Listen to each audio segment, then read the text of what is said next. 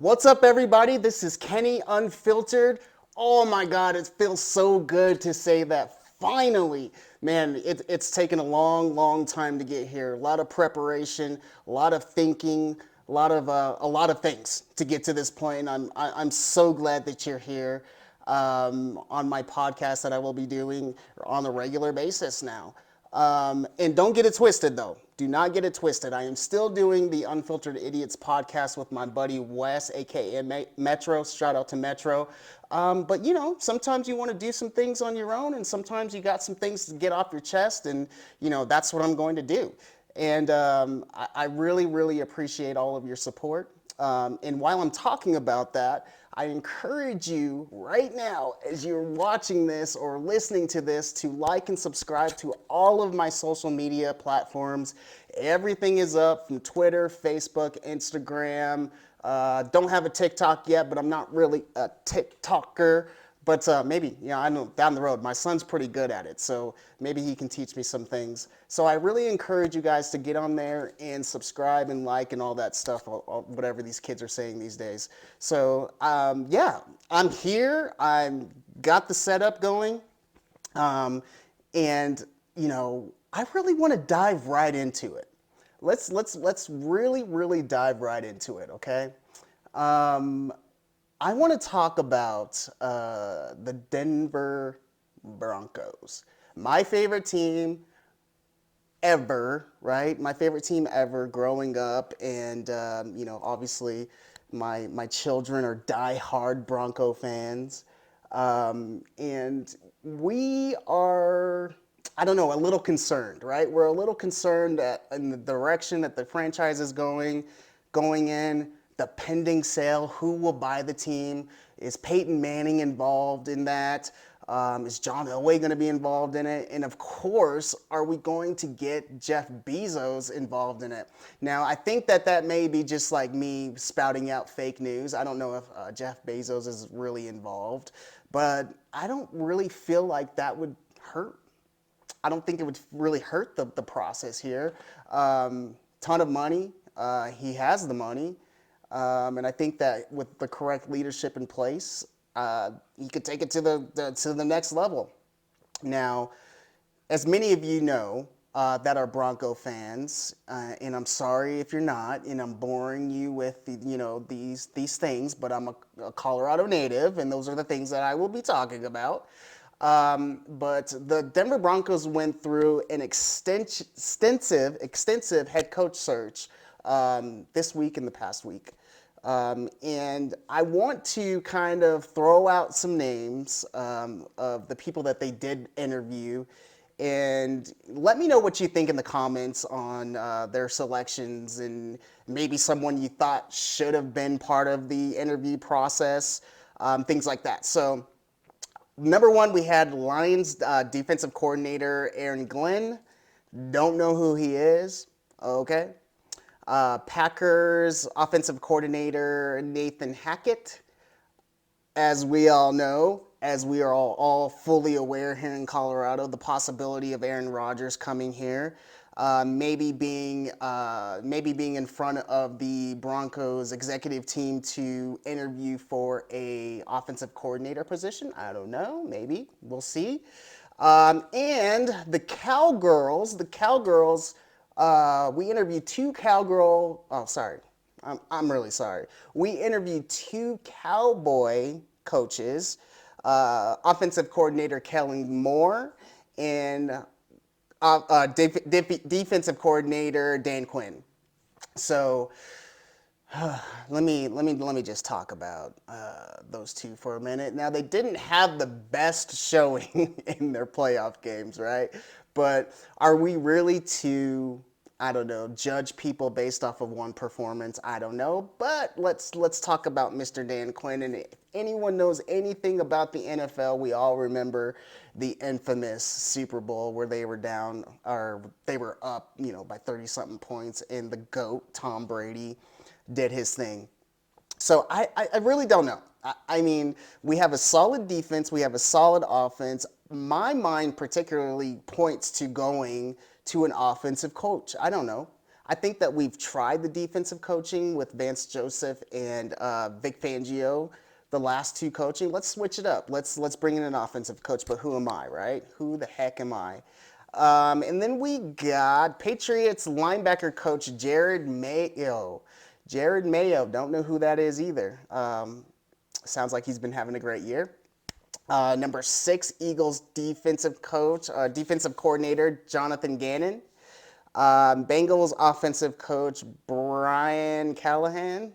Rams offensive coach Kevin O'Connell. And Chiefs offensive coordinator Eric Bienimy. Eric Bienemy. I think that we should go in that direction, and I'm going to tell you why. Now, Mr. Bienemy has been behind one of the masters in the NFL for a very, very long time, right? Andy Reid. Andy Reid has an extensive coaching tree. He's been able to mentor and kind of, come up with Patrick Mahomes. But, I don't really get into the gossip, though. I won't get into it or read into it. No, I'm just kidding. I do. I'm nosy. I'm going to get into the gossip. I'm going to figure out everything.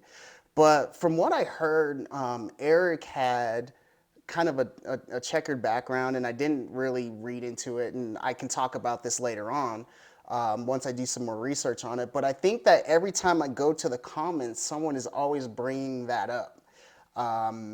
And I would say that probably 99% of any NFL player or coach or assistant coach or whatever has a past. So my question is, why is he being judged so harshly on this past? Or is he just not ready to be a coach? And now there's some people that are just not that good in interviews, right? I believe he's been interviewing for head coaching positions for a couple of years. So I'm really questioning why he has not received any offers as to date. So, keeping with the John Elway philosophy, typically he would interview his best candidate. After, or the last person that was interviewed. So, I don't know if George Payton is the same way. Who knows? And we'll see. So hopefully I can get this episode out quick enough so we all know, and I can come on and talk about who is the next head coach of the Broncos. But I did hear that they are going to make that decision this weekend. So us Bronco fans are on pins and needles, waiting to see who our next head coach is. And on the other note, I kind of wanted to talk about Vic Fangio and kind of what he did for the Denver Broncos while he was here. An outsider looking in, which we are fans, we don't have access to, everything that they do. I felt like he lost the locker room. The players weren't really receptive, but, after looking at the last couple of games and then hearing what's coming out of Dove Valley, it's completely the opposite. The players did have a lot of respect for him and really respected him as a coach, as a defensive mind, as a leader, all of those things. And I will be the first to tell you that Vic Fangio is a defensive guru. Now, I saw this team flying all over the field, playing to their fullest potential, keeping us in games we shouldn't have been in because of our offense, our stagnant offense. So as a defensive coordinator, he does a remarkable job. And there's a lot of people, you know how you go on social media and people are like, well, they should just bring him in as the defensive coach or the defensive coordinator. And, Vic's not going to stay in Denver, guys, to be the defensive coordinator. Now, crazier things have happened, so now you can't sit here and say, no, that would never happen, not in today's world, right? So don't look for that to happen. I think that some of these people on the list that I just read to you are interviewing, again, for the offensive coordinator position and the defensive coordinator position. So we'll just have to see how that shakes out. But I'm really, really interested to see it now. After the last 5 or 6 years, it is time for us to move this in the right direction. It is time for us to get back to Denver Bronco football. I'm sick of the heartache, guys. I am 100% sick of the heartache. I am not accustomed to losing. Now, there's franchises out there, right? There's a ton of franchises out there that are used to not getting to the playoffs. They're used to not having good quarterbacks. They're used to having bad coaches. And that's kind of an opportunity, or not an opportunity. It's kind of a culture that has built from ownership, if that makes sense. And I honestly believe that, John Elway and Joe Ellis have done everything they can to keep this team relevant. They've had good drafts. They've had bad drafts. But now is the time. We as Denver Bronco fans will not sit back and watch this losing football go on anymore. So, and just in watching a few of George Paton's interviews, I feel like he commands the room. I sit at attention when I'm watching him, right? I think that he knows what he's doing.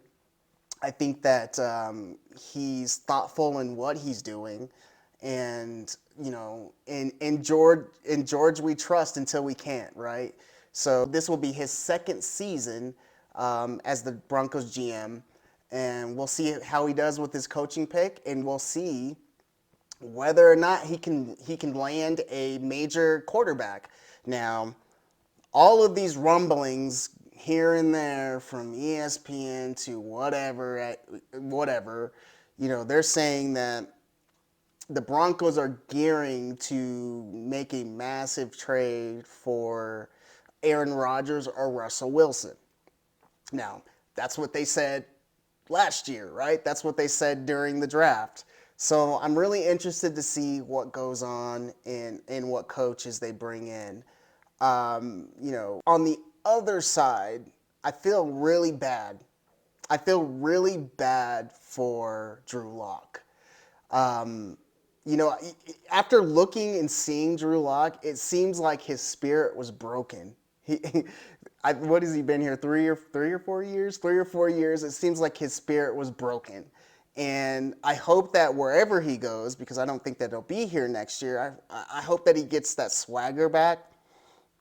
I hope that he gets that kind of oomphiness step back, because, man, when you saw this dude doing press conferences, he looked like he was just going through it, right? So, I will watch Drew Lock from afar. I'm a fan. My mom, it's so funny. My mom can't stand Drew Lock because, as she's correct, with Drew Lock, you can get to, first and goal and know that he's going to throw a pick or fumble the ball or turn the ball over or something like that. So it's almost predictable. I had people texting me, even my co-host on Unfiltered Idiots, Wes, he was texting me when we were on a big scoring drive that took up a whole bunch of clock. He's like, it's about to be a turnover, and that's exactly what happened. So people predicting what's happening with Drew Lock is not a good thing. I think a change in scenery will do him well. Where that is, maybe Green Bay. I don't know, but they got another quarterback. I don't know when we'll see or if we'll see Drew Lock excel. So if you're watching this, if you ever see this Drew Lock, I was rooting for you, buddy. And I'm going to root for you wherever you go, whether it be here in Denver or elsewhere. So good luck to you, my brother. So kind of segueing into the next topic on the Denver Nuggets. Now, the Denver Nuggets are so beat up right now. And they're still maintaining the 6th place in the Western Conference and 2nd place in the Northwest Division. Now, I'm a part of a ton of Denver Nugget groups, right? So fan groups. And everyone is out of their mind wanting to have Malone fired, Michael Malone fired. So, I think that if you have one of your top players out, the rest of your team is struggling, and you only have the Joker kind of to pick the team up every day, and to be in the 6th spot in the Western Conference and the 2nd in the Northwest Division, I think that you're doing a great job. Now, I will say this. I am kind of sick of the way the Nuggets organization runs, and I'll tell you why. Having an organization in a smaller market that will not attract bigger names, the Nuggets kind of develop this philosophy that we will continue to grow from the draft and grow from smaller names, and doing it that way instead of going out and getting the big ticket names and all of that stuff. Now, if you're a Denver Nuggets fan, it was cool for like the first 3 or 4 years because you got to see young talent come up. You got to see young talent excel on the biggest stages ever. But have we hit that plateau? Have we peaked? Have we, with the talent, where is this thing going? Because we see reports that Jamal Murray will be coming back in April, maybe. Personally, I think that he should stay out for the remainder of the season. Even if he came back this year, without Michael Porter Jr.'s timetable not, etched in stone, I don't think that the Denver Nuggets are capable of winning a championship without adding another piece.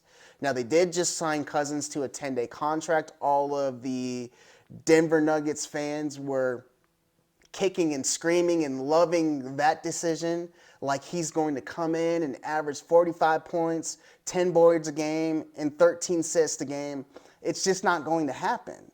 He is. It's just not going to happen. I think that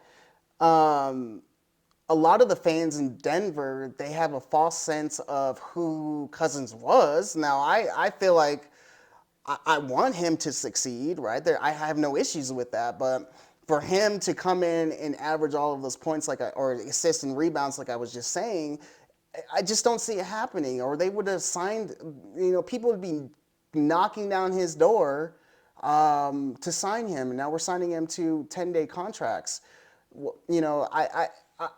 We'll see. Okay. I have nothing against Cousins. I just have things against people that think that these former big names are going to come in and make impacts on the team. So, we'll see. So another thing that's kind of crazy, and I don't think that I've ever seen this before, or I've never cared to understand or see it. So Bobo was traded from Denver to the Detroit Pistons, and they voided the trade. And they sent him back to Denver, and then Denver shipped him off to the Celtics. And here's another issue that I have. Here's another major issue that I have. There are people that are online that think Bobo is better than he is, okay? Now, if he was going to do the things that they say he was going to do, he would be out on that court. Now, does Bobo have a bad attitude? Could he get an attitude adjustment? Of course, absolutely. But for people to think that he could go out there and average, 20 points a game and 10 points and 10 rebounds a game, I just don't understand what, mind frame people are in. I just don't get it. He's another person that I wish the best. I hope that he gets the playing time that he needs or wants, and I hope that the maturity level in him can kind of upgrade a little bit, because he does struggle with that.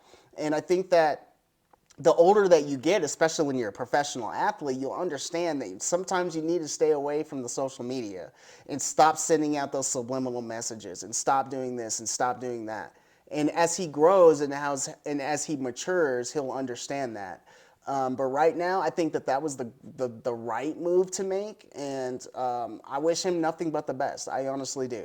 I honestly wish Bobo nothing but the best, but we'll see what happens. Now, kind of keeping with the theme of the Denver Nuggets, I still can't watch it. I still can't watch the games on Comcast. Now, I heard that they were going to go to court and figure some things out, or the court summons them there. Now, it's crazy. These two giants, you have the Waltons, and then you have Comcast that they're locking horns, and they can't mutually come together on what they want to do in terms of a contract, while us fans are suffering from that and not able to watch the games unless they are on national TV, or you get these janky streaming services, which I just everyone's like, just stream it. Here's the link. I don't trust those links, guys. I'm not gonna put that link into my phone, and do that. It's just not what I want to do. It's not what I feel comfortable with. I pay for Comcast. I would really like to see the Nuggets on TV. I mean, it's been 3 or 4 years now, and the interest of the Nuggets has kind of waned a little bit.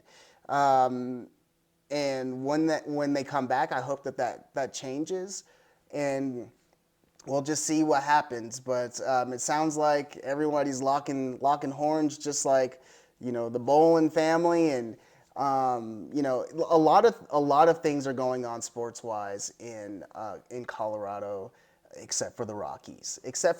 Nothing happens with the Rockies. We're just the farm team for other major league teams. But I'm excited to see what the Broncos do.